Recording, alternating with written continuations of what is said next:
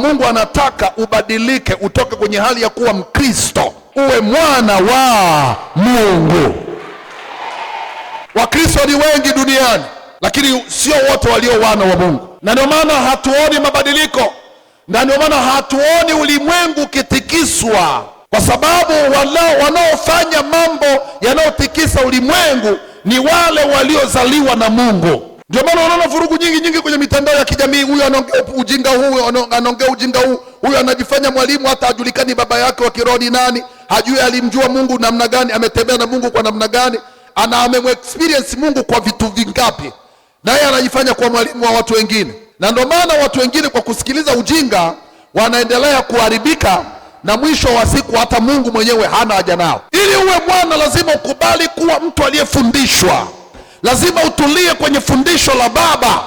Usiwe mtu wa mababa wengi.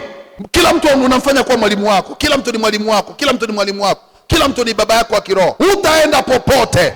Na nakwambia wengi wa hao watabaki kuitwa Wakristo, na siku yoyote ile ya kumwona Mungu watakuwa miongoni mwa watu watakaokataliwa. Akina Petro walipopokea habari njema, Yohana alikuwepo kabla ya Yesu. Alihubiri Injili kabla ya Yesu. Lakini walipomwona Yesu hawakuwahi kufikiria habari za Yohana.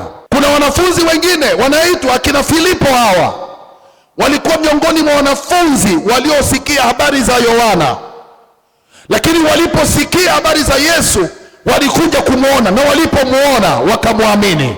Walipomwamini hawakuwahi kubadilisha mtazamo.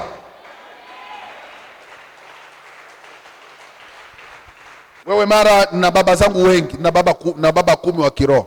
Kuna baba wa kiroho 10, kweli kwa sababu kila wakati, elewa hivi, kwa kadiri unavyozidi kumjua Mungu, kuna namna Mungu anaweza akakupa baba mwingine, inawezekana. Naelewa hivi. Lakini lazima huyo baba wa kiroho unayemtaka awe ni mtu ambaye unajua mambo aliyoyapitia. Amemexperience Mungu kwa viwango gani? Ana umri gani katika mambo ya Mungu? Ametembea na Mungu kwa viwango gani? Ili uwe na maturity katika viwango vya Mungu, lazima utulie chini ya fundisho la baba mmoja. Mpaka wakati wako wa kuhitimu utakapofika, ndipo Mungu anaweza kukupa baba mwingine.